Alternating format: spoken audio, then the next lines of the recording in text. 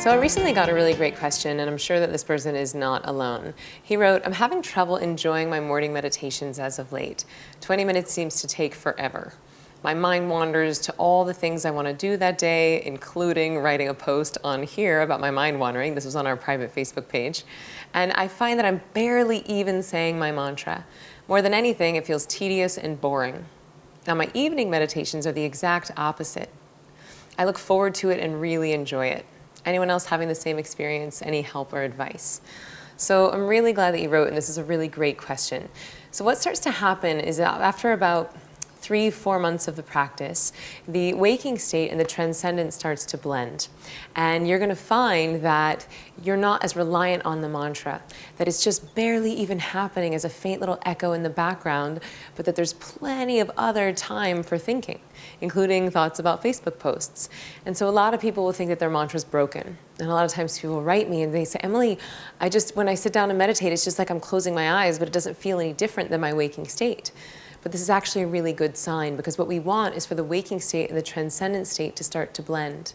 And as you become less stressed in your waking state, your perception of the meditation is going to change.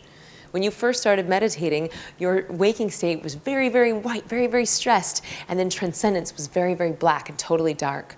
And then what we start dealing with a few months in is just very gentle shades of gray. And the mantra, remember, these mantras are seed mantras.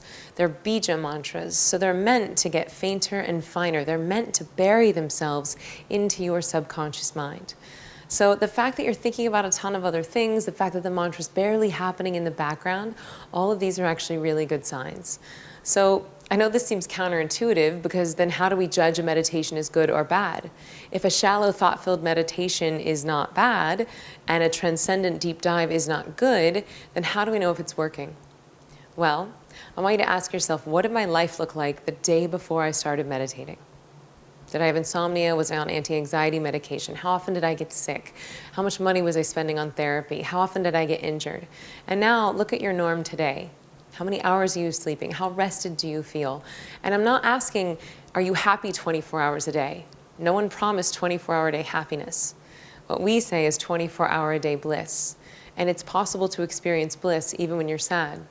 Meditation actually gives you permission to feel the entire range of emotions, because you're no longer afraid that this one feeling of sadness is going to overwhelm you or make you or break you. And actually, you know what else we didn't promise? Is that you were going to enjoy 100% of your meditations. I actually am not that concerned about whether or not you enjoy the meditation itself. I'm concerned about whether or not you do it.